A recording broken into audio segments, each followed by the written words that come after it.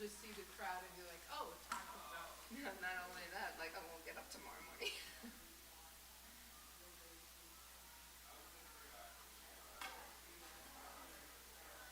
Hey Siri, shut up all timers. It's canceled.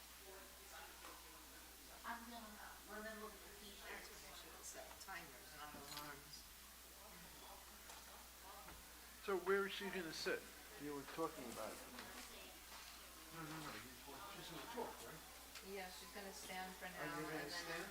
then we have a seat in case she needs. Okay. Oh, that's Then she sits. oh, You want that's to do the microphone? Karen? The four of them? No, somebody was just leaving. Uh, Like, uh. "Hi, who's that?" And it was my sister-in-law's. There's a couple people here, I think, in the lobby for you. And Oh, talking yeah, to that's the my cantor. brother-in-law. Hello, how are you? Good, how are you? Thank you, very well. So should we open the ark and sing Aleinu or something like that? Do you want the microphone where you're gonna sit, or? Oh, no, I'm gonna be fine to stand. Yes? Yeah, Okay. I'm gonna bring my cane to be next Okay. to me.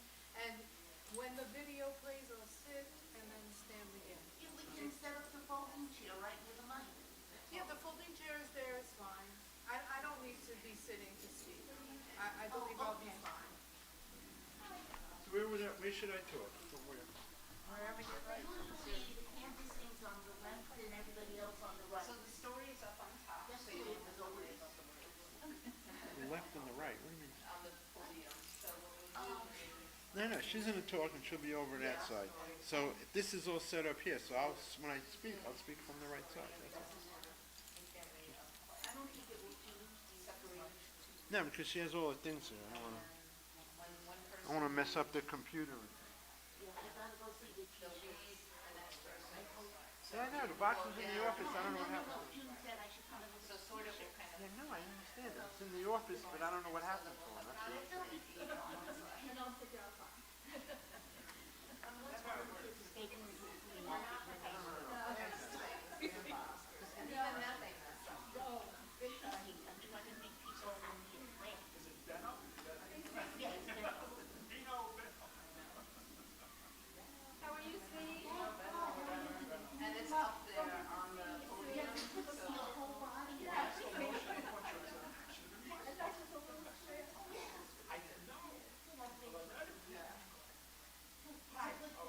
Very good. it's a short part. However you roll it. Yes.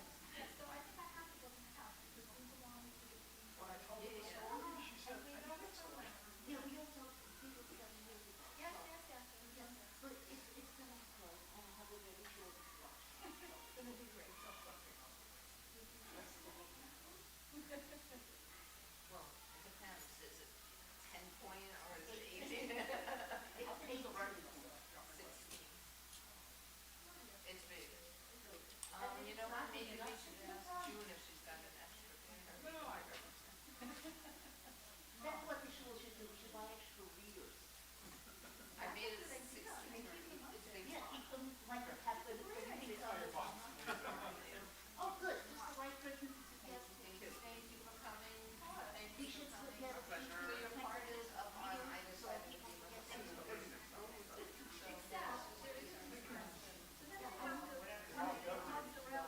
But yeah, but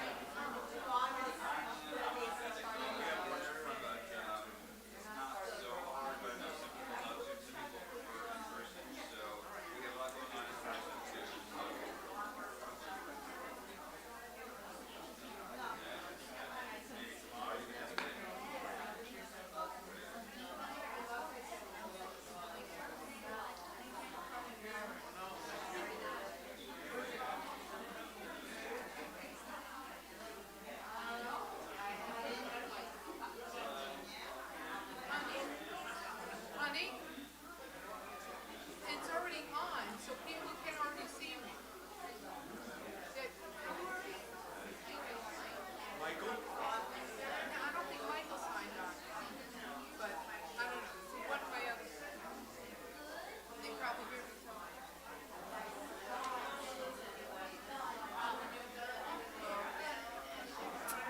Thank you so much for joining me today. An honor and a privilege, and thanks for sharing the gifts.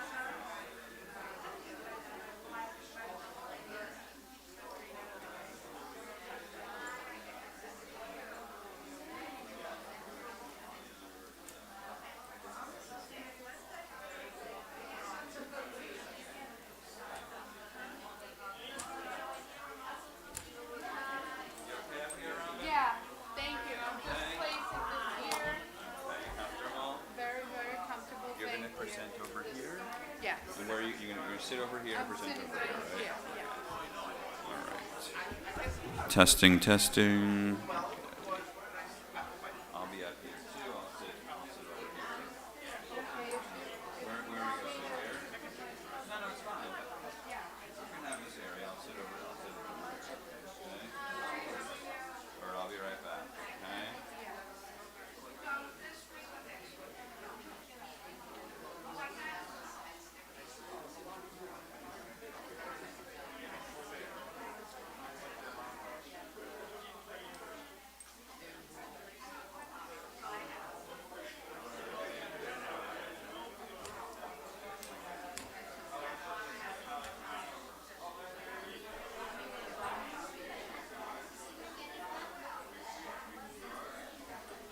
Hello, my brother Joe. To all my fans. The Mishpacha.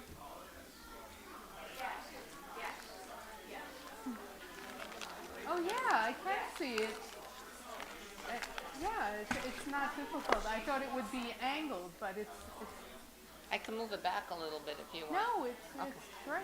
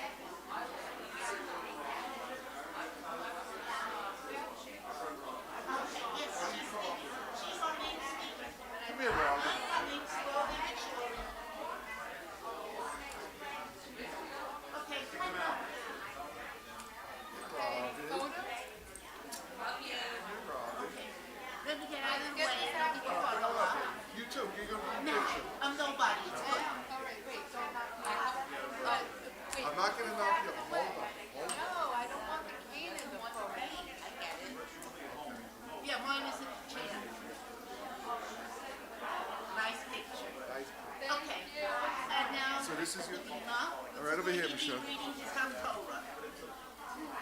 Do you remember it? No, Which parsha was it? I What don't month remember. was it? July. July. Oh no, excuse me. I was bar mitzvah September 9th. September 9th. Even though my birthday was July, it was September 9th. So it's maybe for Rachel.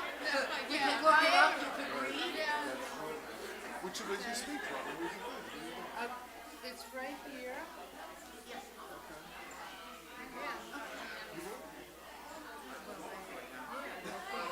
So I can see where all the I didn't know how the lighting was to be. And then there's the So that's the after picture. This was the before, this is the after. Very nice.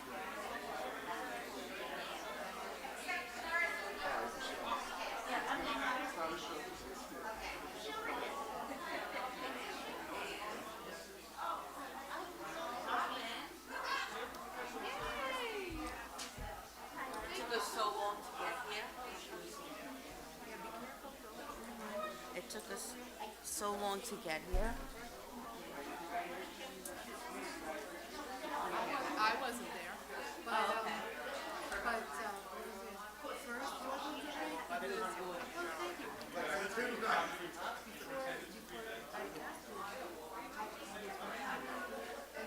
We're on live stream.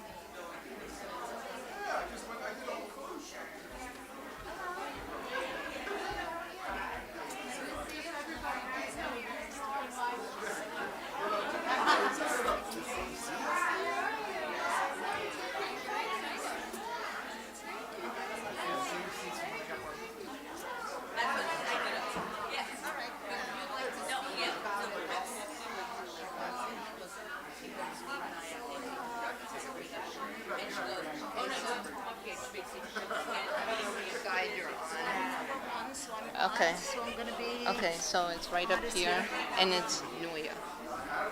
Neue. It's the German way, Neue. And so you're gonna read, So then just go this? down. Yep. Then you'll go down. Well, And stand, should I sit on the steps? just stand. If you don't want to get comfortable going up the stairs, then just stand, on the base or whatever. And then, Let me put my thing down.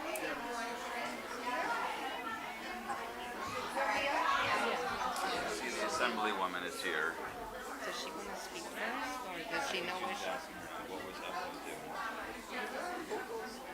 she just wanted instructions? She wanted to meet me.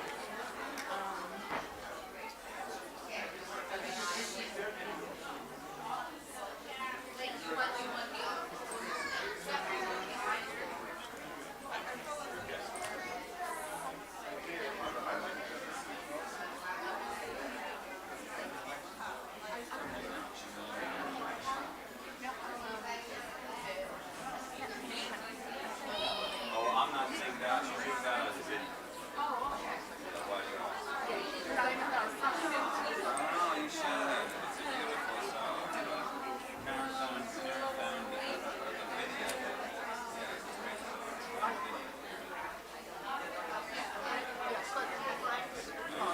Is this your stuff here? No. No, okay, not yours. All right, I'll be right back.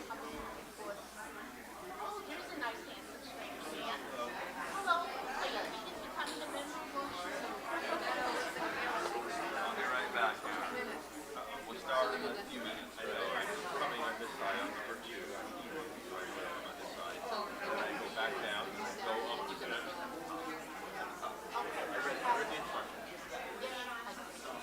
I'm going to read the intro, and then I can just bring it over from the general point of view, and then I get out of the way and everybody does it.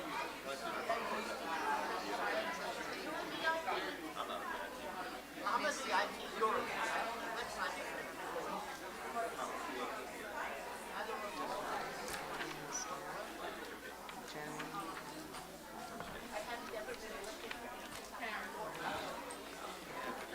So, the song that you have on video,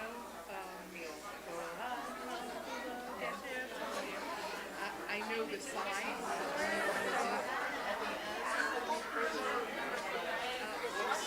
I don't want to do it because if I forget one,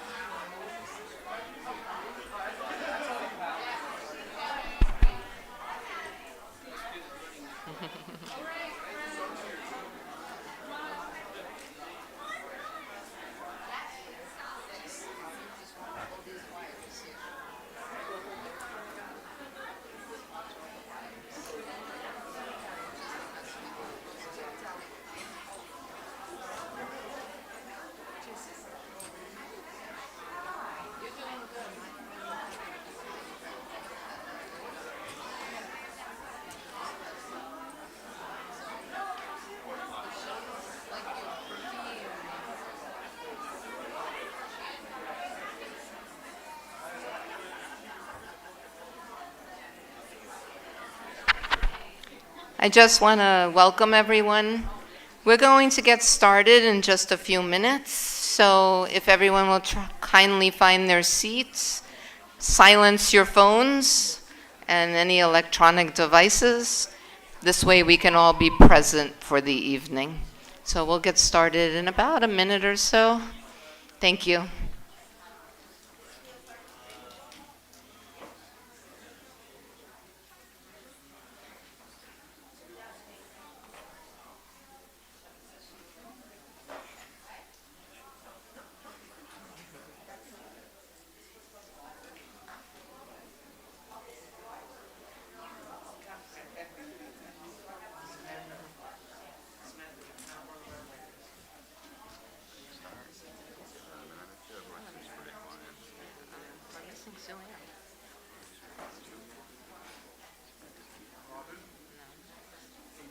But I guess they have a while to their parts. You know, I don't know. Oh, here's Sylvia.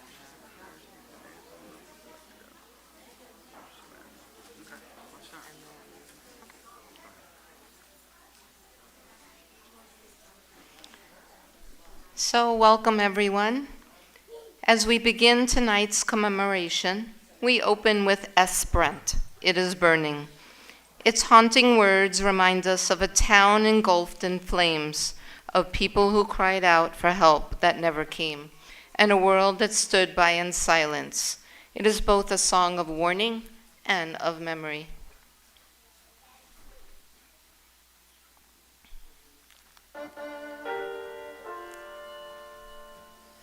It burns, brothers, it burns. Our porch that old pitifully now burns. Angry wind with raging curses tears and shatters and disperses. Wild flames leap, they twist and turn. Everything now burns, and you stand there looking on, hands folded and palms upturned, and you stand there looking on, while ash that burns.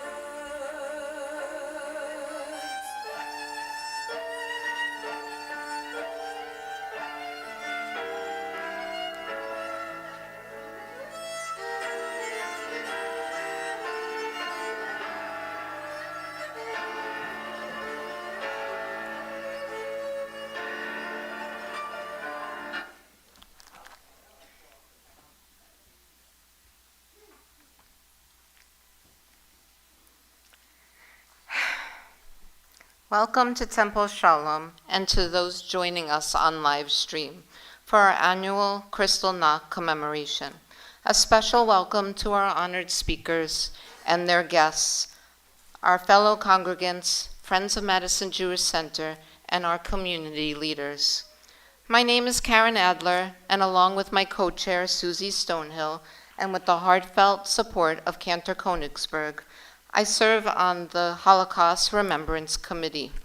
Together, we proudly continue the legacy of our beloved Audrey Durst, whose vision was to ensure that remembrance would always lead to education, honor, and hope. Tonight, we gather to remember a night forever etched into Jewish history, Kristallnacht, the night of broken glass. 87 years ago, on November 9th and 10th, 1938, the world witnessed the first large-scale, state-sponsored assault on Jews in Nazi Germany. Synagogues burned, homes and shops were destroyed, Jewish men arrested and sent to camps. The shards of shattered glass that littered the streets reflected more than broken windows. They reflected a broken world, a warning of the horrors yet to come. Yet this evening is not only about recalling the darkness, it is about remembering the light that endured and renewing our vow to never forget. This year, that vow feels especially urgent. The echoes of anti-Semitism that once tore through Europe are being heard again across the globe. Our hearts ache for our people, for the pain of war, for the safe return of the hostages. Hatred rises once more in places where we thought humanity had learned from the past. And here in Brooklyn, in our own neighborhoods, swastikas remind us how real that hatred remains today. Kristallnacht reminds us where silence can lead and why we must always speak out. Our theme, Remembering the Light, a vow to never forget, calls on us to carry memory into action, to let remembrance guide what we do today. Even in the longest night, one light, one voice can begin to chase away the darkness. Our program will lead us through both grief and hope, through music, readings, reflection, and renewal. On behalf of the entire committee, I thank each and every one of you for being here. Your presence tonight is an act of remembrance and a quiet defiance against forgetting. May the memory we share strengthen our resolve and guide us forever towards the light.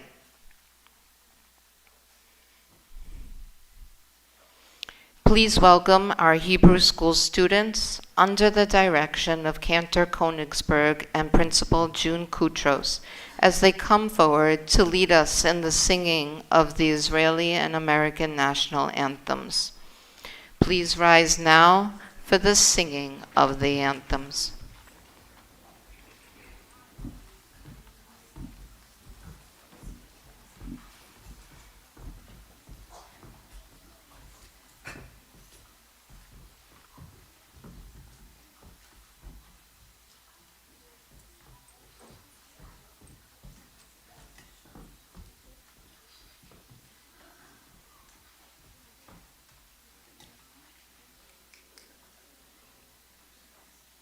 You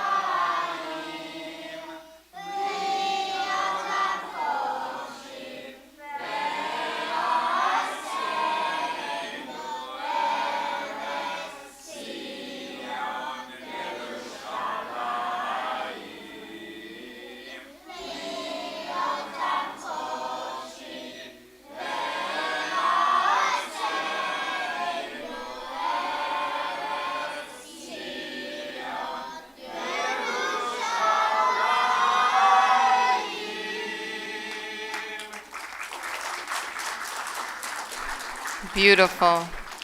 Please be seated.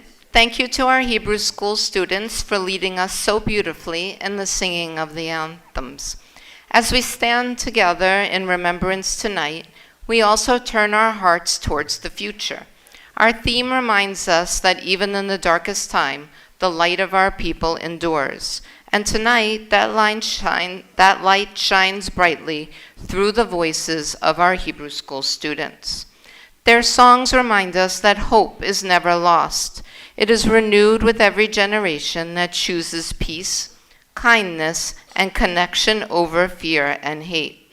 Our Hebrew school students will now continue in that same spirit, sharing 3 songs of solidarity and faith: Oseh Shalom, Hine Ma Tov, and Eli, Eli.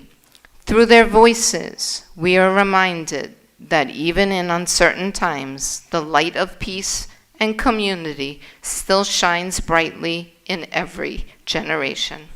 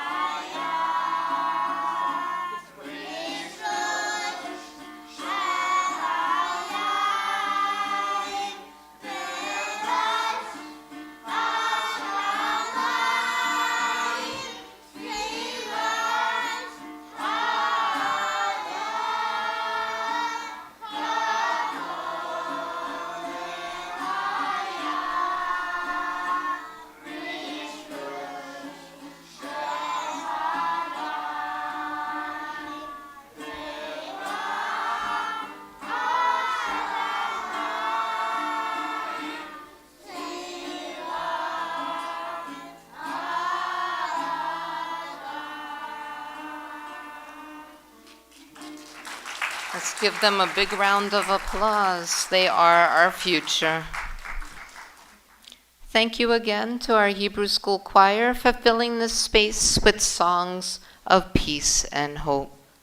Hearing the voices of our children, so full of light and promise, reminds us that we gather each year to help ensure their world is safer, kinder, and filled with understanding. A world where their light can always shine freely.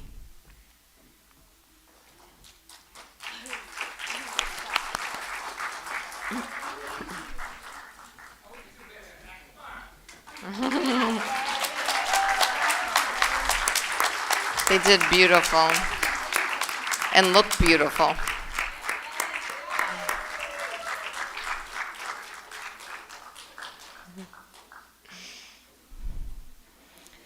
They are our promise. Before we continue, I'd like to invite our temple president, Bob Markowitz, to share a few words. As we reflect on Kristallnacht and its meaning today, Bob reminds us how our community's strength, noted in faith, memory, and shared resolve, continues to carry the light forward.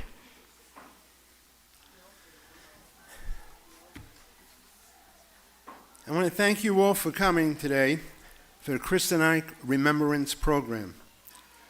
It seems that every time we get together for a Holocaust program, I remember Audrey Durst. How can you forget her? And how hard she worked to bring us these programs. Audrey is one of a kind, and we will miss her always. But to carry on these important events, we have two creative minds and special people, Karen Adler and Susan Stonehill. Yes. Together, they have already given us terrific programming, and I hope they will continue into the future, bringing us new, innovative ideas, and I want to thank them so much for everything that they've done.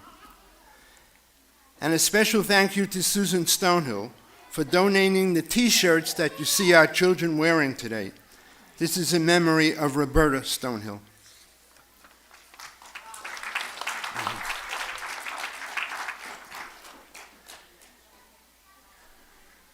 87 years ago, November 7th, 1938, a Jewish teenager, Herschel Greenspan, fatally shot a German diplomat in Paris. Herschel was 17 years old, living in Paris, when he received a frantic message from his family. They were being deported from Germany and had no money, had no idea where to go, and asked their son for help.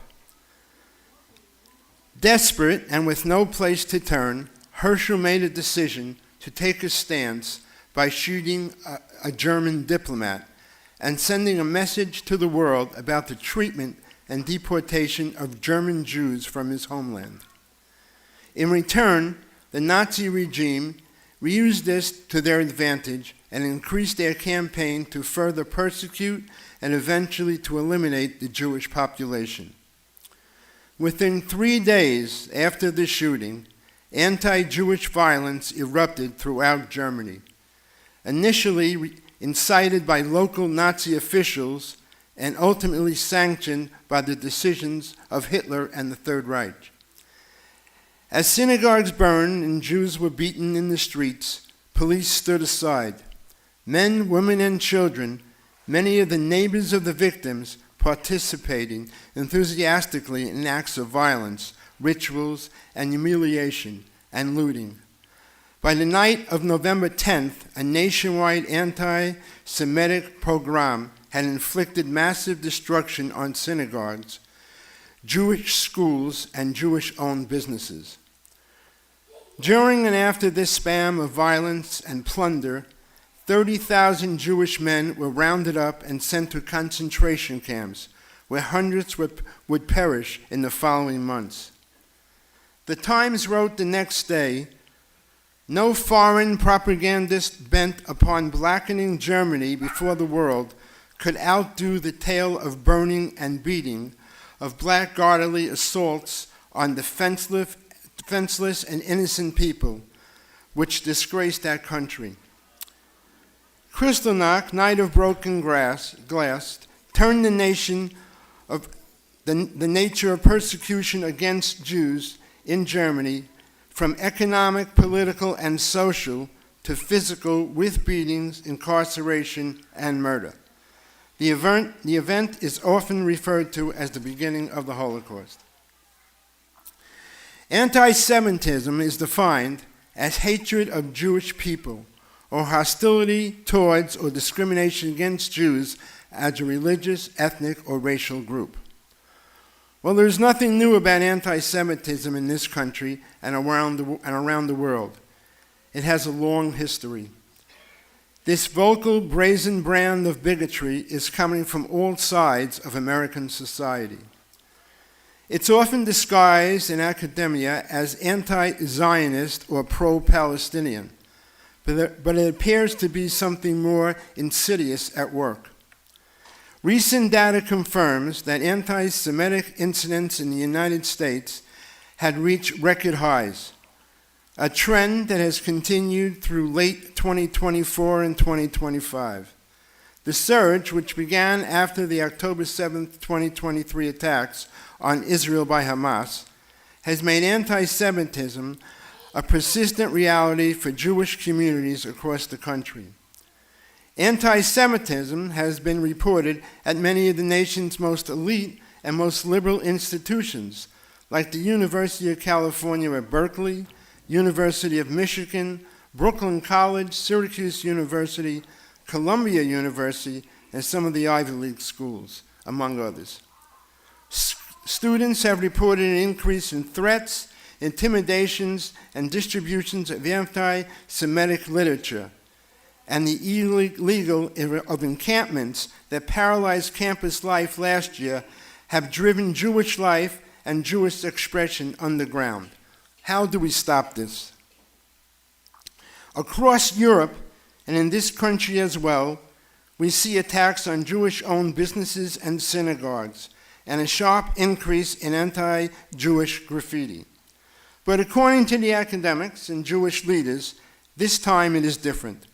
More than simply a reaction to the conflict, they say the threats, hate speech, and violent attacks feel like the expression is much deeper and more widespread anti-Semitism, fueled by a wide range of factors that has been growing now for more than a decade. How do we stop this? Do some of these events seem similar to those from 1938? Does it feel that all the advances and achievements that Jews are responsible for, both here and in Israel and around the world, has not been recognized? Advances in medicine, education, physics, and science have been achieved by the descendants of the brave survivors from the Holocaust. We as American Jews do not ask for anything but to be free to live in a life as a Jew. But to do this, we must stop anti-Semitism in its tracks. We do this not only by teaching our children, but we must teach all children the history of our ancestors and the history of the Holocaust.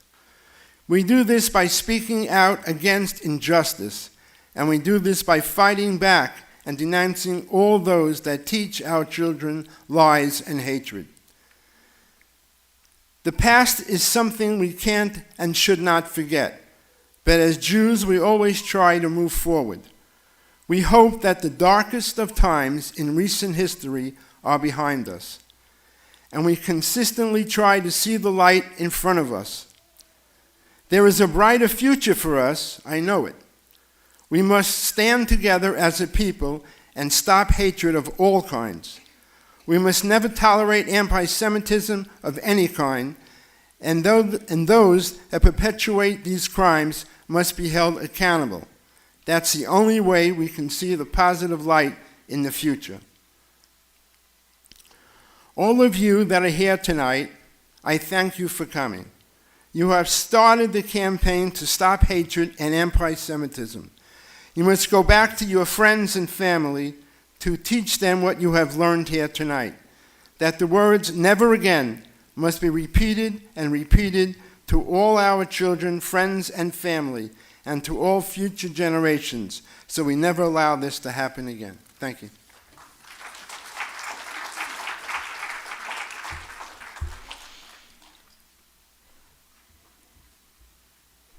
Thank you, Bob.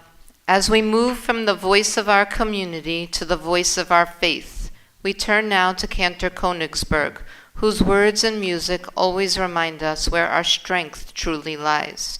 Even in the darkest moment of our history, faith and hope have been the lights that carried us forward, lights that can never be extinguished.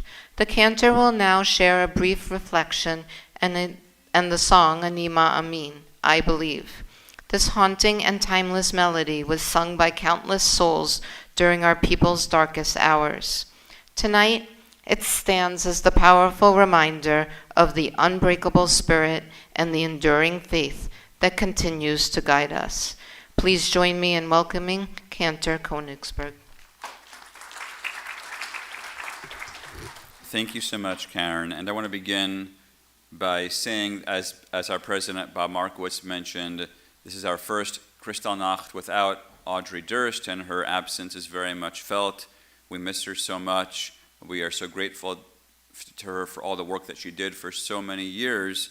And we're also very thankful to Karen Adler, who has stepped up to try to fill those shoes that are really impossible to fill. But Karen, you're doing a wonderful job, and we're so grateful to you for helping out in this. Yes. So as we remember and honor Audrey Durst's memory always, we're very thankful to have people to step in. Karen and, of course, Susie Stonehill, who has worked so hard with Karen to make this ceremony possible. So I thank Karen, I thank Susan, and I thank all of you for being here tonight as well. We wouldn't be able to do this without all of you being here, showing your commitment. It is so important that we gather together for this sacred, although solemn and very sad occasion. So it's been 87 years ago that Kristallnacht, one of the most gruesome and violent pogroms in Jewish history, took place throughout Germany. Now, tragically, we know that pogroms have not been a rare event throughout our long history as Jewish people. In every generation, as it says in our Haggadah, as we say at the Seder on Passover, in every generation, others have risen up against us. We have been targeted for violence and persecution for no other reason than our faith and our heritage. Sadly, of course, this continues today, as in particular, we are still trying to comprehend and to begin to recover from the enormous loss of October 7th, 2023, just over 2 years ago. And we've also seen attacks here in our own beloved country of the United States, in Europe, and truly all over the world. Wherever Jews live, unfortunately, we find ourselves to be targets of hatred and discrimination. Kristallnacht holds an especially dark and painful place in the story of our people. Not only was it a gruesome pogrom, it also signified the beginning of what was to come, the horrors of the Holocaust, which would ravage European Jewry for the next 7 years. Kristallnacht itself was one of the most terrifying and haunting days we have ever experienced. Nazis in Germany torched synagogues, vandalized Jewish homes, schools, and businesses. Approximately 100 Jewish people were murdered on this day alone, and some 30,000 Jewish men were arrested and sent to Nazi concentration camps, where many of them would perish. The Jews of Germany had been subjected to repressive policies and severe discrimination since Hitler became chancellor in 1933. However, starting with Kristallnacht, the violence became increasingly worse, soon culminating in the so-called final solution, the Nazi plan to exterminate every Jew they could possibly find. Kristallnacht was just the beginning of this deadly violence. In English, we call Kristallnacht the night of broken glass. Broken glass. This brings to mind for me the fact that we do live in a very broken world. our lives, Jewish lives, have been broken and destroyed so many times throughout history for no good reason, only what we call sinat chinam, causeless hatred. So tonight, as we honor the memory of those who were murdered, as well as those who miraculously survived, let us also remember that it is our job as Jewish people to search for what we call tikkun olam, the fixing of this very broken world. It is not enough to simply remember and to mourn. We must be committed to the safety and security of the Jewish people here in the U.S. and the Holy Land of Israel and all over the world. While we also know that it is our mission to strive to be a light unto the nations and to seek peace and prosperity for all people everywhere. Every act of goodness which we can initiate is a form of tikkun olam, a fixing of this world. While the Nazis singled us out, seeking to destroy us, to destroy all of our people, we Jews know that it is our mission to repair and to heal, to rebuild, to cherish, and to nurture. Everything which they did to us, all of the horrors, these are not what define us. Instead, we are defiant and we are steadfast. We reject hatred and violence. We reject discrimination. We know that every human being was created b'tselem Elokim, in the image of God. And so we will fight for goodness. We will defend ourselves and our right to exist. Yes, all of us, we Jewish people, have the right to exist as Jews, proud of our religion, proud of our heritage. That right was stolen away from us on the night of Kristallnacht. The Nazis tried to take everything from us, and of course they did, because we know that every life they took has infinite value, will never be replaced, and we will never stop mourning for all the lives that were brutally taken. We will also continue to do our holy and sacred work of tikkun olam. We will never stop working to repair everything which they broke. The Nazis sought to wipe us out forever. Nevertheless, here we are. We are thriving and we persevere. We will remain steadfast in our commitment to fixing this world, and we do believe that someday all people will live together in peace and without fear. Let us make this pledge tonight, that we will never stop seeking to heal, to repair, and to fix all that has been broken, all that was broken on this terrible night of broken glass, Kristallnacht. We will always mourn, and we will never give up on our dream of creating a better world for us, the Jewish people, and truly for all of humanity. Thank you.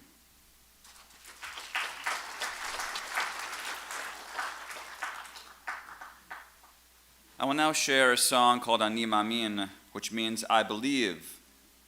This is a song of faith and hope, even in times of darkness and despair.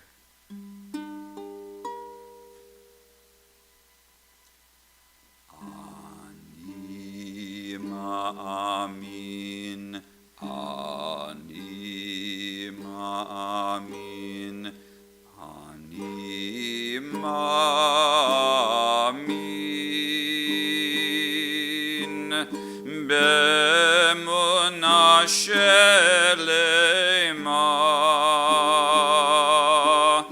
Beviat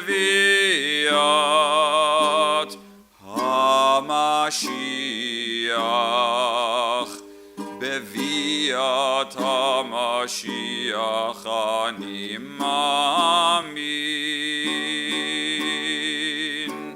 V'af al pi sheitmamea, im kol ze ani mamin, ani ma'amin, ani ma'amin, ani ma'amin.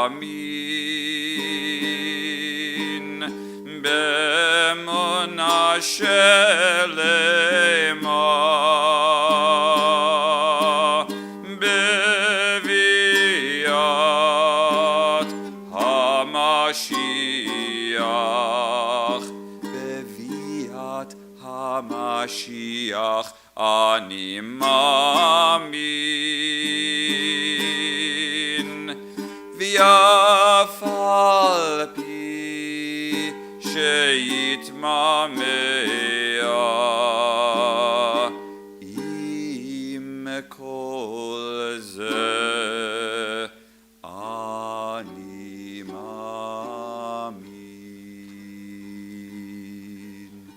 אני מאמין.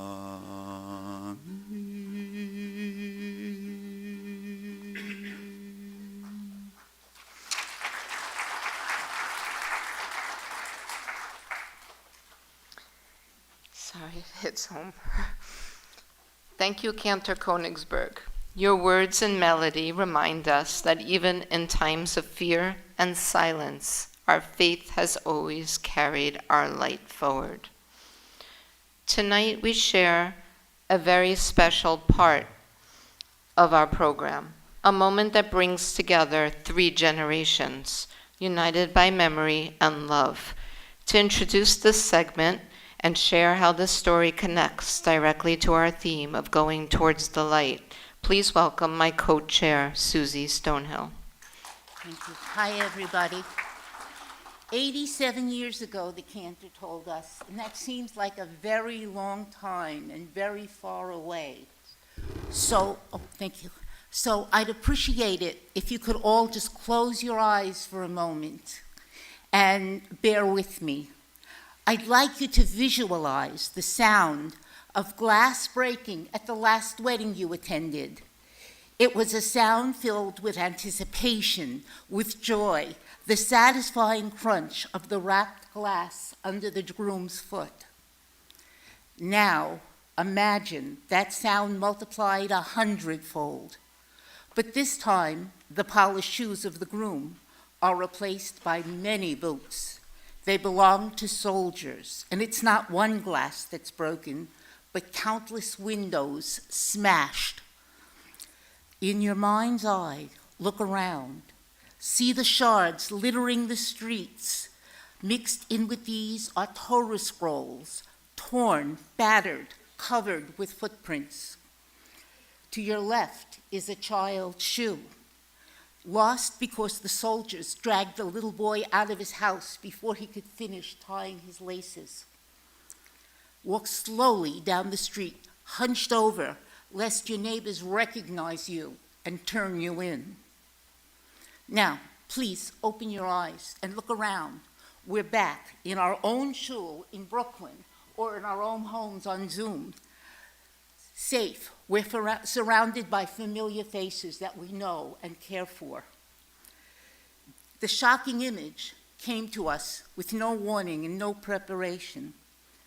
But the actual Kristallnacht came slowly, and it began slowly the way a cloud covers the sun, and soon after that, when a storm comes, more darker clouds come and blot out the light.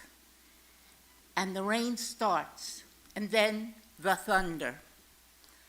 To those living through the Holocaust, the storm clouds came very slowly. Benno, the cat, lived in an apartment building at number 5 Rosenstrasse. He roamed freely throughout his building and his street. Join with us now as we see events unfolding from his particular point of view.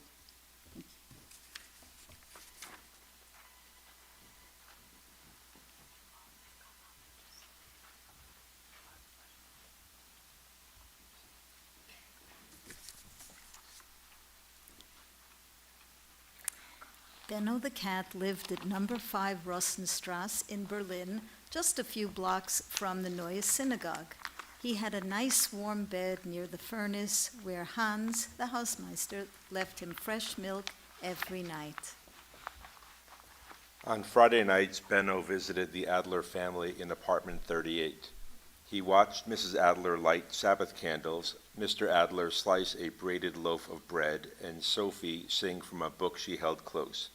After dinner, Sophie fed him scraps of chicken. On Sundays, after church, Benno visited the Schmidts across the hall in apartment 3A for their family lunch. Before Mrs. Schmitz cleared the dishes for dessert, Inge sneaked bits of schnitzel to him under the table. On weekday mornings, Benno watched Herr Adler and Herr Schmidt leave for work. He waited as Inga came out of her apartment and knocked on Sophie's door. Benno purred when the girls knelt to wish him Guten Morgen. Then he followed them to school. During the day, Benno strolled around the neighborhood. Sometimes Moshe the butcher fed him scraps, and Frau Gerber, the grocer's wife, scratched his ears. Often he took naps nestled among the bolts of fabric in the sunny window of Mitzi Stein's dress shop. In the late afternoons, Benno followed Inga and Sophie to the playground. He sat high in a tree as they played on the swings or dashed about in a game of tag with their friends. Benno was welcomed by all, even into apartment 2G, where Professor Goldfarb was too busy with his studies to pay attention when the cat curled up on his desk. At night, Benno returned to his bed beside the furnace in the basement of number 5 Rosenstrasse. He drank his milk and fell asleep, listening to the comforting sounds of the people above. Then things began to change. Moshe the butcher had no scraps for Bino. Frau Gerber, the grocer's wife, had no time to scratch his ears, and Mitzi yelled, "Scat!" when Bino tried to nap in the window. One night, men in brown shirts lit a bonfire on the Rosenstrasse. As they threw books and papers onto the fire, the crowds cheered. Bino fled and tried to hide inside apartment 2G, but Professor Goldfarb shooed him away. "I must save the books," the professor muttered.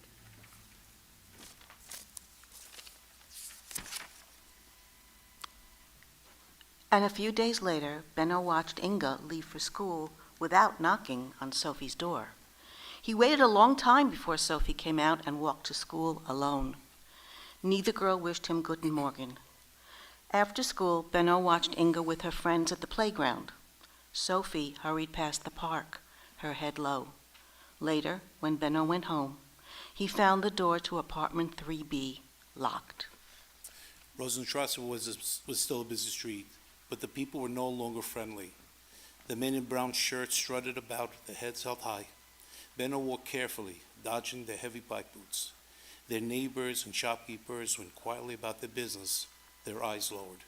Then came a night like no other, the air filled with screams and shouts, sounds of shattering and splintering glass, and the bitter smell of smoke. Benno cowered in a doorway. He watched the brown-shirted man swarm over the neighborhood, smashing windows and looting shops.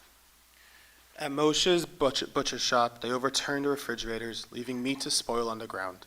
At Mitzi Stein's shop, they ripped the bolts of fabric and threw the sewing machines into the street.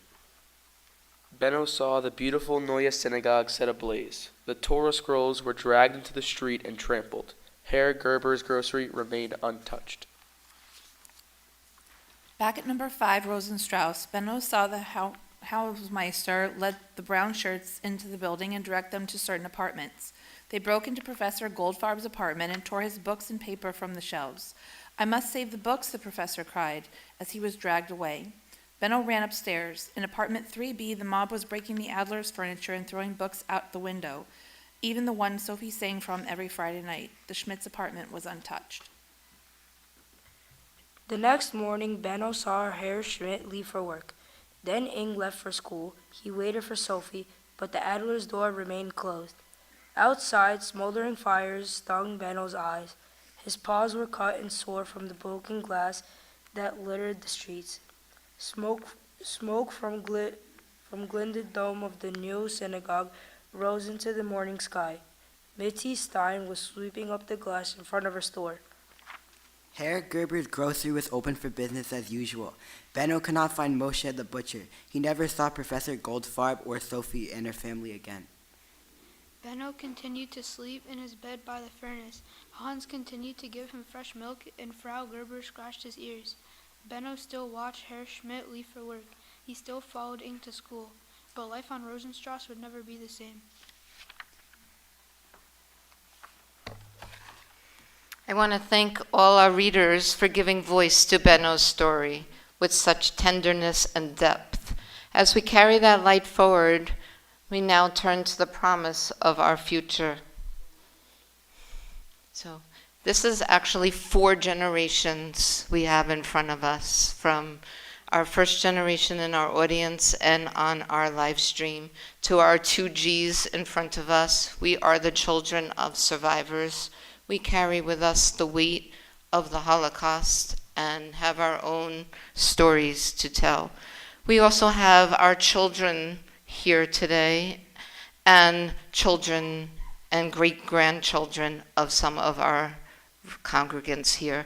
So please thank our 4 generations for reading our story tonight.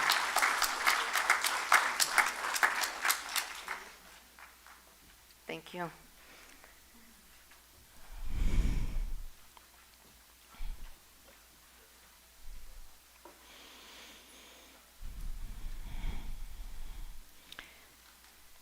As we carry that light forward, we now turn to the promise of our future. We are honored to welcome our temple member and dear friend, Robin Rodas, whose family story reminds us that even in humanity's darkest hours, compassion and courage can create a path towards hope. Her family's journey from persecution in Europe to refuge and renewal in the Dominican Republic is a powerful reminder that light can be found in unexpected places, and that promise of tomorrow is born from those who refuse to let despair have the final word. Please join me in welcoming our dear friend, Robin Rodas, sharing her reflections on a promise of the future. Thank you. Here's my kleine Mädele klappt in Tier, klapp, klapp, klapp. Liebe Mutti effen mir, klapp, klapp, klapp. A ganze Tage weht der Norman, tra-la-la-la. Und jetzt zu mir in dir gekommen, tra-la-la-la.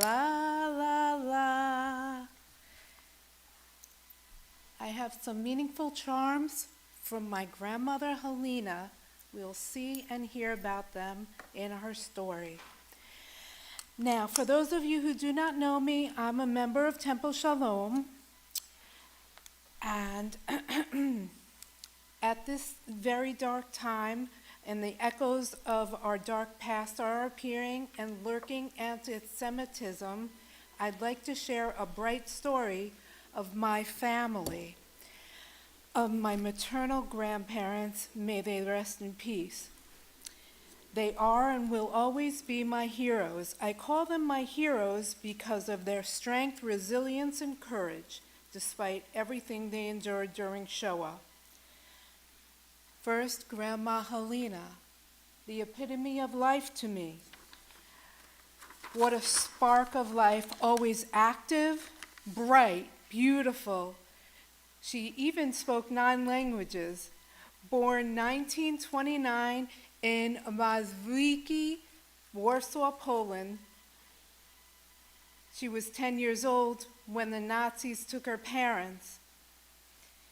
She ran. She was forced to hide in the fields, terrified and alone, until a group of righteous nuns came and cut and colored her hair, told her to remove her Star of David, gave her a crucifix and other charms to wear, anything to help her blend in and survive. With their help, my grandmother made her way to France, and there she did meet a man who would become my grandfather, Fritz Schwarzbardel.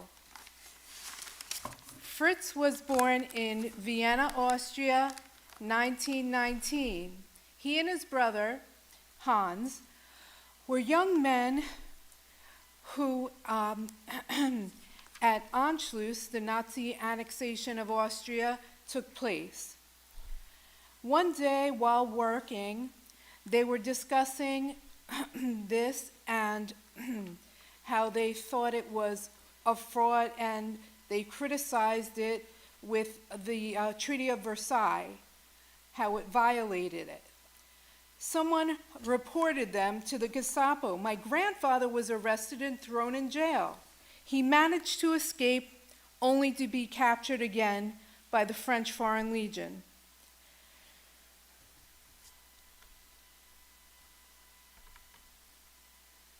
The Russians were coming and they ran away from the Russians. The Germans like that, they ran away from the Russians. So we said, what did you do there? I wasn't prepared what he's going to ask me. Yeah? I said, just came to me, I was a kuchu. A kuchu is a horse track. Somebody drives a baby with a horse. I never thought he's going to give me a job. So he gave me a piece of paper, my name, Charles Boudin, full of again, the French name Charles Boudin. And to report to a warehouse in Fulham, put on the street as a warehouse, and they're going to give me a job. A job and where to sit, they tell you where to go to sleep too. So I went there, and there they gave me 2 horses to take care. And I never knew how to put the thing on the horse, you know, those straps. Not a strap, to pull a horse. You don't ride the horse, you put him in front of a wagon, you know. But so everything is gotta have muscle. There was a Belgian civilian working there, so he spoke French. So I asked him in French, how do you put those things on the horse? And I took a chance. I said, I'm not from the French Foreign Legion. Either it's going to turn me in or it's going to be a mess. But he didn't turn me in. It was a mess. They take a chance. Besides driving the horse carriage, he cooked. The Russians were coming and He cooked for the troops. And then, at time of liberation, he found my grandmother, met my grandmother, and somehow, I don't know how, they didn't have cell phones then, he was reunited with his brother Hans. Hans had told him about the dictator in Dominican Republic that was giving visas for those that would want to work. And then he did decide that they would join them. In 1945, he and my grandmother lied about her age so they could get married.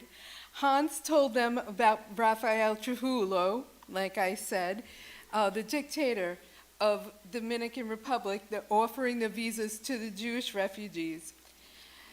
He had wanted Jews to come so they could lighten up the population, and had hopes that they would help build the Dominican Republic's architectural industry.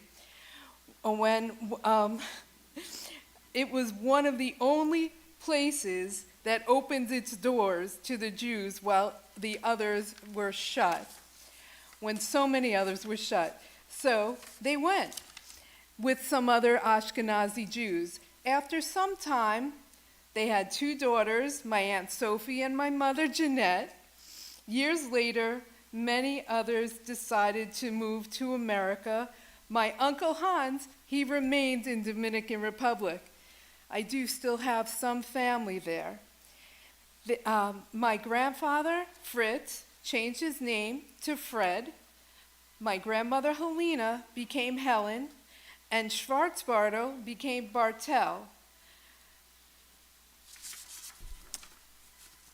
I carry their legacy with pride. That was the most most incredible thing that my grandmother always said was "Vive," live. That was her anthem, reminding everyone that after everything that they had lost, she still chose life. Their story is not just part of my family history, it's a lesson in faith, courage, and unbreakable spirit. I carry their legacy with pride, as I say, and I say to you, vive, live, even now that the dark shadows of anti-Semitism lurk. Thank you.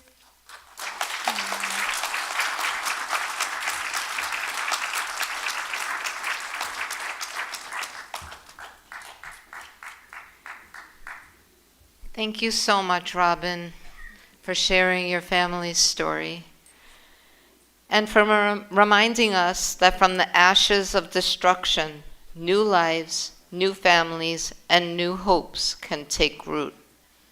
Tonight, before we continue, I'd like to take a moment for personal reflection.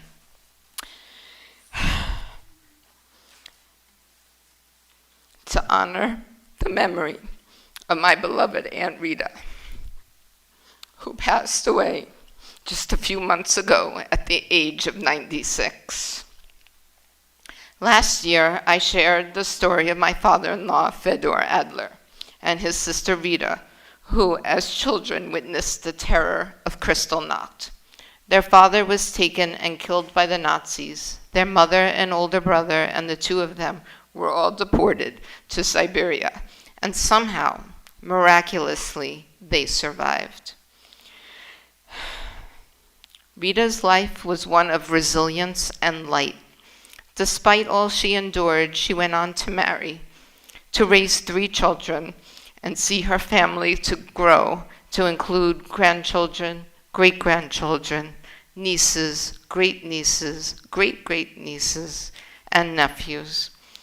Her strength, her warmth, her humor, and her faith were her triumph, living proof that even when the world tries to extinguish a person's light, that light endures.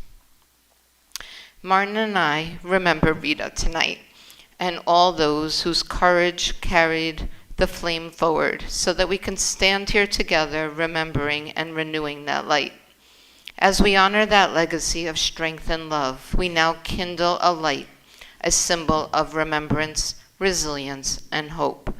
I invite Leah Amir to come forward. Leah survived the Holocaust in Bulgaria, where through courage and compassion, the government and its people refused to hand over their Jewish citizens. Tonight, Leah lights this candle, our enduring light, in memory of all those who perished and in honor of all those who survived, rebuilt, and illuminated the world once again with their faith and hope. Thank you to Leah for leading that powerful sacred ritual. The enduring light we have shared tonight is a promise we now take with us.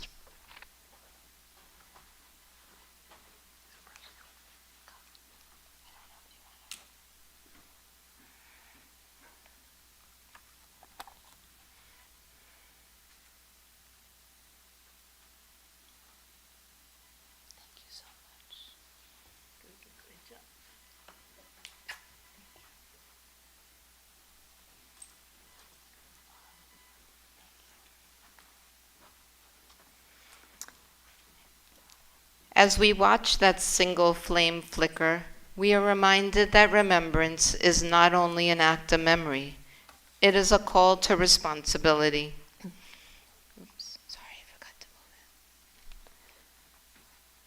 Every light we kindle carries with it a vow that hatred will never again go unchallenged, and that silence will never again be our answer.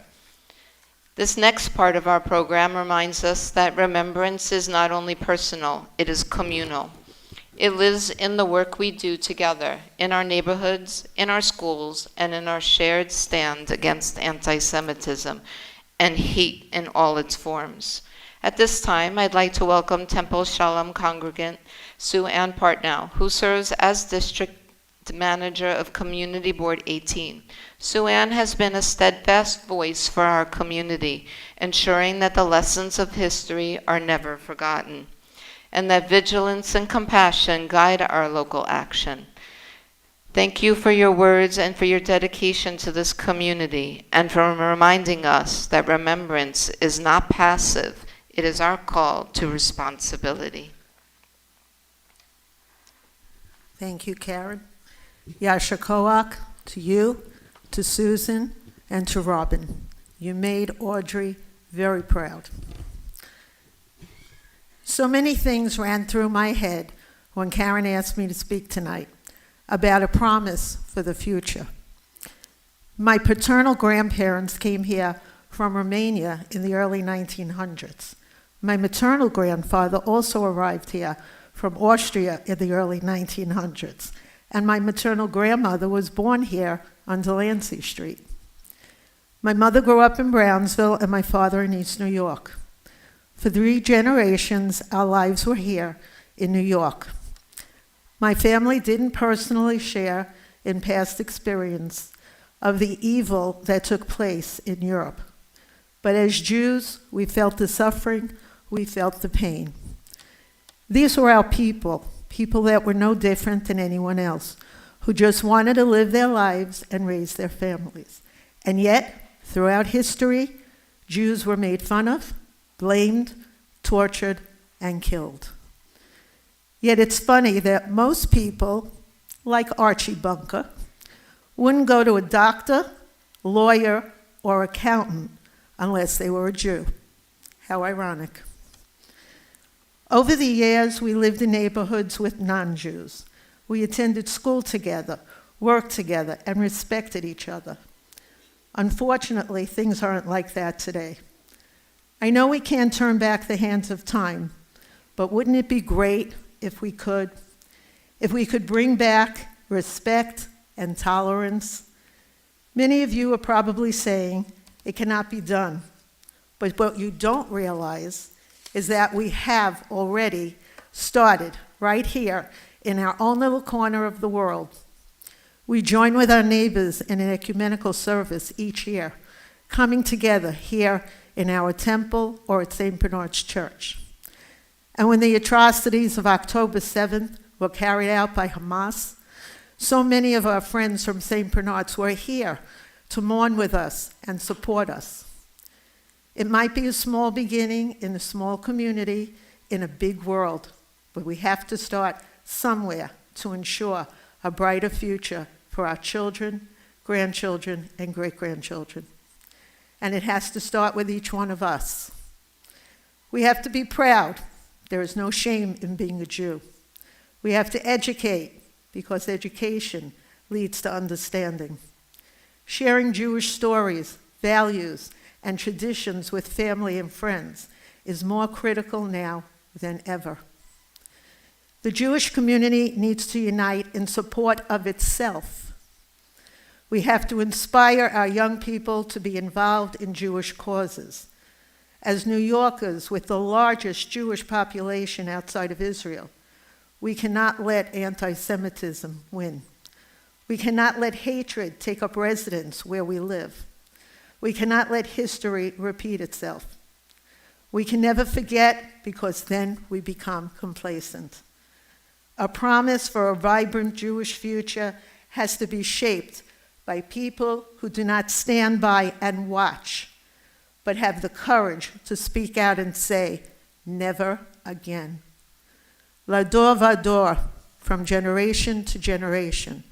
We need to instill in our children the importance of unity and community to inspire change. Our future was right here on the bima tonight, all those young children singing from our Hebrew school. Our young people hold the promise of a bright and inclusive Jewish future. There's a famous quote from the Holocaust: "Thou shalt not be a victim, thou shalt not be a perpetrator, but above all, thou shalt not be a bystander." Thank you. Thank you, Sue Ann, for your words and for your dedication to this community. Your leadership reminds us that remembrance must live not only in our hearts, but also in our actions, in the choices we make each day to protect one another and to stand up for what is right. We are deeply grateful for the presence and partnership of our community leaders and elected officials who join us this evening. Your support reminds us that the work of remembrance belongs to all of us across generations, faiths, and neighborhoods. If any of our honored guests are here tonight, we now invite you to share a few brief words of reflection and support. We now welcome Assembly Member Jamie Williams, and I don't know if our beloved honorary Frank Sedio would like to speak too. Please come up.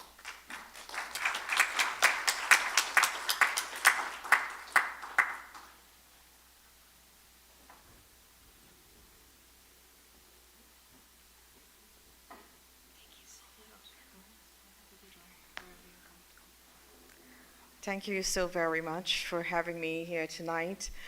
It's really important as your representatives to stand with you, especially when it is we live in such a very concerning time, not just for our city, but for our country, and even the country of Israel. And it takes a lot of courage for an elected official to stand up against others that are pro-Palestine, and some people, they're so afraid to stand up because of all the pushback that they may face. And I just want to say here tonight, and I think I've said it before, that you can always count on me to do the right thing.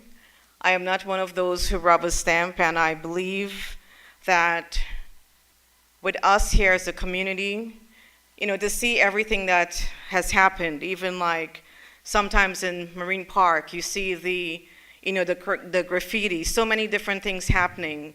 But again, we always come together as a community to denounce those type of things, and I look forward to continue to working with you, because right now, I would say it is a very, very critical time. And as you can see, you can read on the newspaper what is happening, the uncertainties of the future. And I just hope that more of the elected officials can really stand together united to denounce any type of anti-Semitism, that may happen. So I thank you, and I would invite District Leader Frank Sedio to the podium.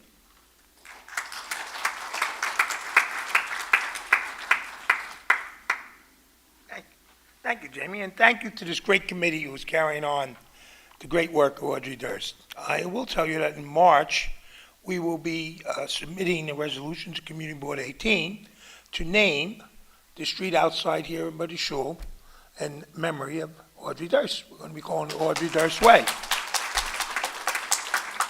Now, I've come to many, many events here in our shul, and the one favorite one is whenever our children get up to sing. No matter how off-key they could be, and no matter how cute they can be. There's one girl, by the way, who always, I watched her year after year, she's grown up. She still does that wiggle. I don't know if you noticed her up there. I just love that kid. She's so good at this. My first experience with Judaism was when I was 11 years old. And I sat next to a young girl in PS 114 in Canarsie. Her name was Davine Sobel. Now, I never told this story before. I just thought of it tonight again. But Davine and I were very good friends. We were best friends. So I said that it was September, and I said, Davine, I'll see you tomorrow. She says, no, I won't be in school tomorrow. I says, well, how come? She says, it's New Year's. I says, New Year's? I says, that's in January. She said, no, Jewish people, we have a New Year's in September, and it's called Rosh Hashanah. I says, do you go to Manhattan, to Times Square, to watch the ball drop? And she explained it a little to me. And she lived right across the street from me. And she calls me later that day, and she said, my dad and my mom would like you to come over and have dinner with us tomorrow night. We're going to celebrate the Jewish New Year. So my mother, of course, I told her, she got me all dressed up, put me in a little suit and tie, and I think it was my communion suit, to be honest with you. And I go across and meet with a family, and wow, I have to tell you, you know, I'm Italian, so we know how to eat. Some of that stuff was really good. Now, not everything, I got to tell you. You know, I can tell you, there were a few dishes that I wasn't exactly thrilled with, but it was great. The chicken was good, and some of the other, and the desserts. Oh, there's nothing like good strudel. But I will tell you that that was my first experience. And while we were there, it was a warm night. Her father was wearing a short sleeve shirt, and he had some numbers on his arm. And I said to her, I says, how come father got a tattoo? And she told me about the fact that he was, and his mother, her mother, were both victims and were in concentration camps. And they met in a center after the war was over and came to the United States. And it was just enormously, at the time I didn't know what to think about what that was, and realized as I grew older and learned about what happened in this Holocaust, this time that was so terrible in the world. And it stuck with me, and that's what makes me believe that we have to always be together. It doesn't matter what your religion you are. We have to always work together, and work together for goodness, not anger, not despair, goodness. And I've tried to do that in my lifetime, and I share that with all of you, not only here.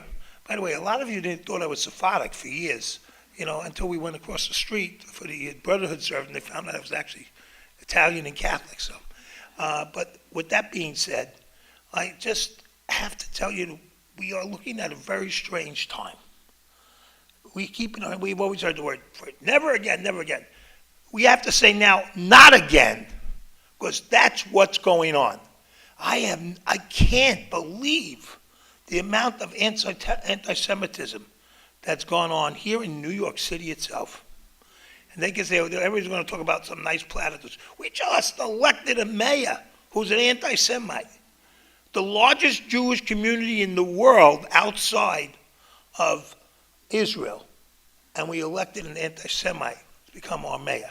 Now, by the way, I don't care what his religion is because of his politics. I just care that he runs the city well, because it's important to all of us. But we can't forget that this is something he actually promulgated. And this is something that he's saying out loud. And this is something he's encouraging other people to speak about. And that's what's given to me the rise in some of the circumstances that we're facing. It's difficult when we have to have a man standing at our door to guard who comes in here tonight. It's difficult when the police have to come and sit by our holidays and sit in front of the shuls throughout the community because they're afraid something's going to happen. But you know what's more difficult? The individual fear that many of you have, that you're not wearing a mezuzah outside your shirt, or you're not dressing in a way that someone might think you were Jewish. Don't do that. Do this with pride. Do this with the knowledge that the overwhelming supermajority of the people in this country, and particularly here in New York, stand behind the Jewish community, are with the Jewish community, and will fight with the Jewish community against any form of anti-Semitism or any form of circumstance that's going to be detrimental to the Jewish community. So we are together again. And 2 weeks from tonight, actually tomorrow, Tuesday night, on November 25th, we have our Brotherhood service. Are we here or by the church next to us? We're here. We need a good showing. Make sure you bring everybody. You know what? Let's get the kids to sing again so their parents will come. But let's not have them sing too early because there's all the parents left already.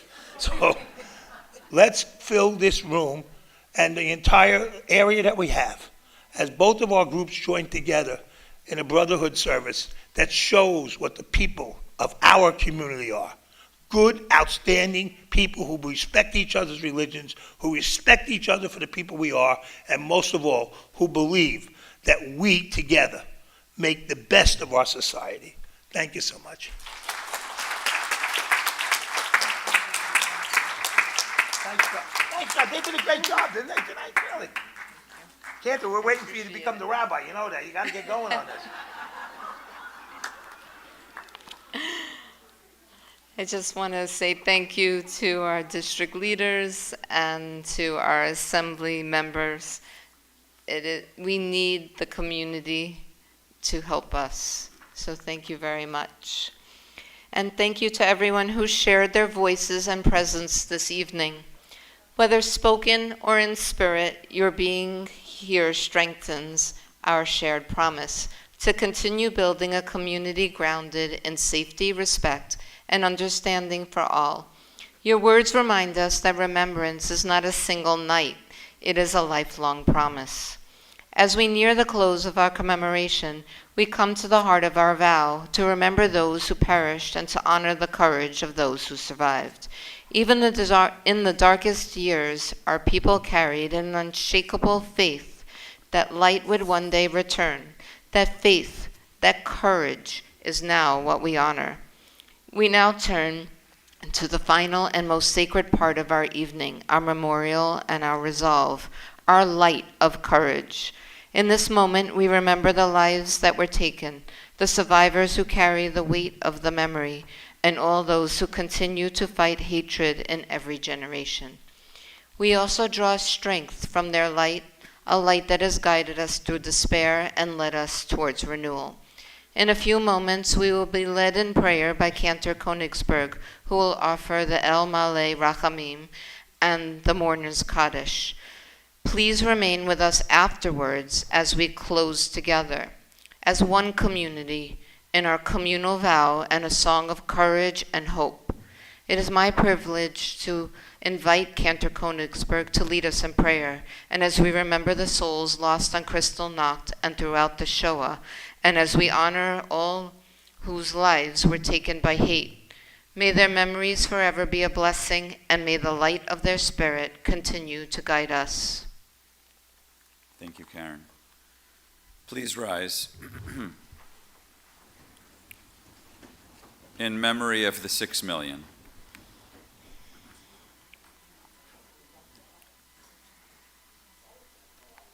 El Moleh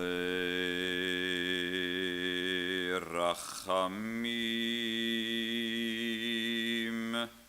Shochen Bamromim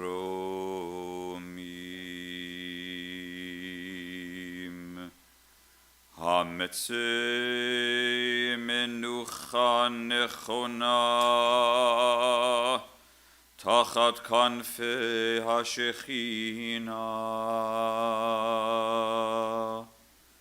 B'mahalos Kedoshim Utehorim Kezohar Harakia Mazirim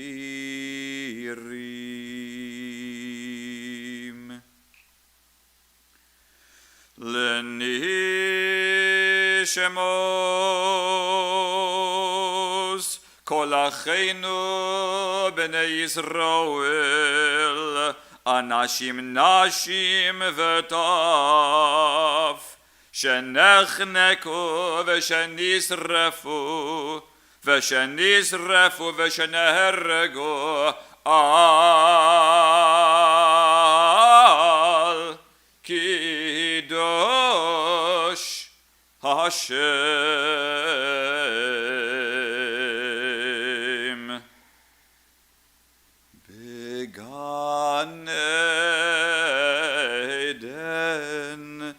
Began Eden Dehi Menuchatam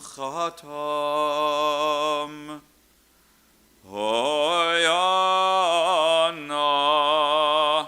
Bal Harachamim Hastirem beseter הסתירם בסתר כנפיך לעולמים,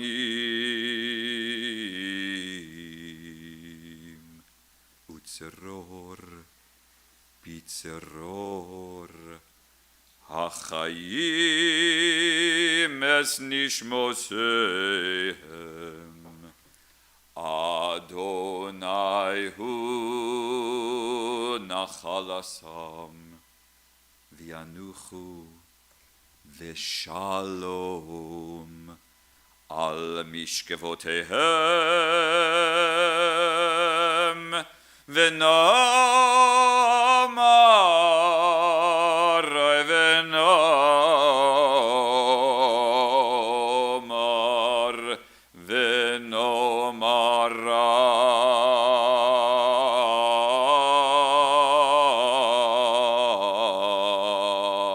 Amen. Please, you may join me in the words now of the Mourner's Kaddish. Yitgadal v'yitkadash shemei Rabbah, b'yalema divarach hirutei v'yamlich malchutei, b'chayechon u'v'yomechon u'v'chayei dechol beit Yisrael, ba'agala u'vizman kari v'yimru amen. Yehi shemei Rabbah mevorach leolam ulolmei olmaya. Yitbarach v'yishtabach v'yitpoar v'yitromam v'yitnasei, v'yitadar v'yitale v'yitalal shemei dekudesha brichu. Le'ela min kol birchata v'shirata, tushbechata v'nechemata, da'amiran bi'alma v'yimru amen. Yehi shelama Rabbah min shemaya, v'chayim aleinu v'yal kol Yisrael v'yimru amen. Oseh shalom bimromav, hu ya'aseh shalom, aleinu v'yal kol Yisrael v'yimru amen. You may be seated. Before we conclude, I want to offer our deepest gratitude to all who made tonight's observance so powerful. We thank our wonderful readers for giving voice to Benno, affirming that the chain of memory is alive and strong. We thank Robin and Sue Ann for all the participants for sharing their light of courage and action with us. I'd also like to extend special thanks to our team behind the scenes, to Stephen Blank for welcoming you tonight, and to Carrie Eris for her dedicated work preparing refreshments and coordinating every detail. After we conclude, please join us in the Durst Simcha room for coffee, tea, and light refreshments. We hope you'll stay for a time of shared reflection and connection, strengthening the resolve we share as a community. Now as our evening draws to a close, let us stand united together, one community, under one light. And we rededicate ourselves to the enduring legacy of Audrey Durst. By continuing her work, we can build a world where hate is finally a thing of the past. This is how we will truly say, never again. As we carry the light kindled tonight, the light of memory, courage, and hope into the world beyond these walls, we turn to our final song. We'll join together in connection with a video of IDF soldiers singing, "The World is a Narrow Bridge." This powerful melody reminds us that even when the path ahead feels uncertain, we are not alone. Its message is simple yet timeless. Though the world may be a narrow bridge, we must walk in faith, with hope, with our heart, and with one another. Thank you for all being here in this night of remembrance, resilience, and light. May we leave this place carrying that light forward with compassion in our hearts and hope lighting our way. Chazak, chazak, v'nitkazek. Be strong, and may we strengthen one another. Laila Tov, and may the light of courage guide us all. Please rise now and join in singing along as we close our commemoration.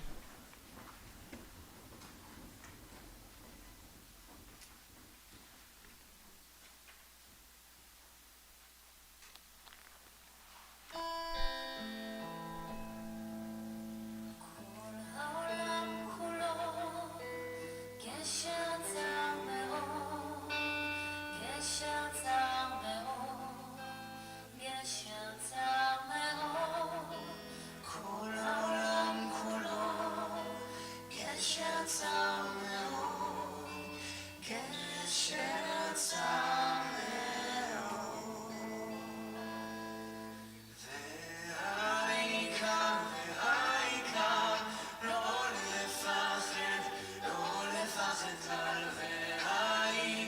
sing along if you know the words.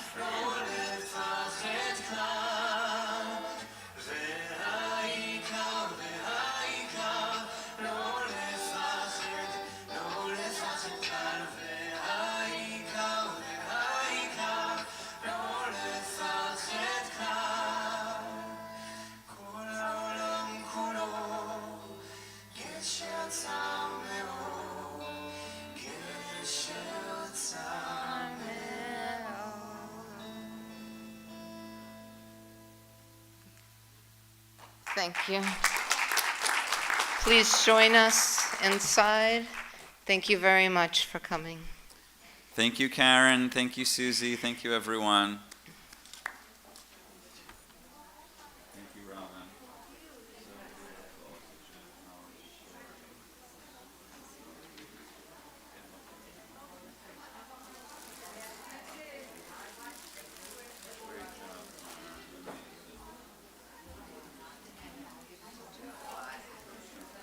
Thank you. She did a fantastic job. She really did.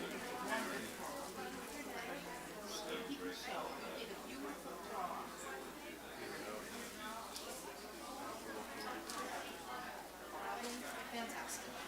Thank you so much.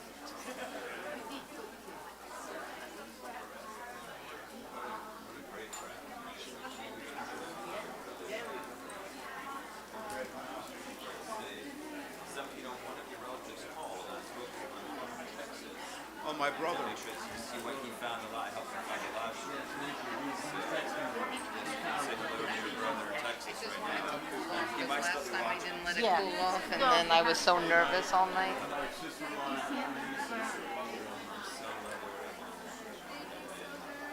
real pleasure to see. Hope we'll see you again soon. Okay.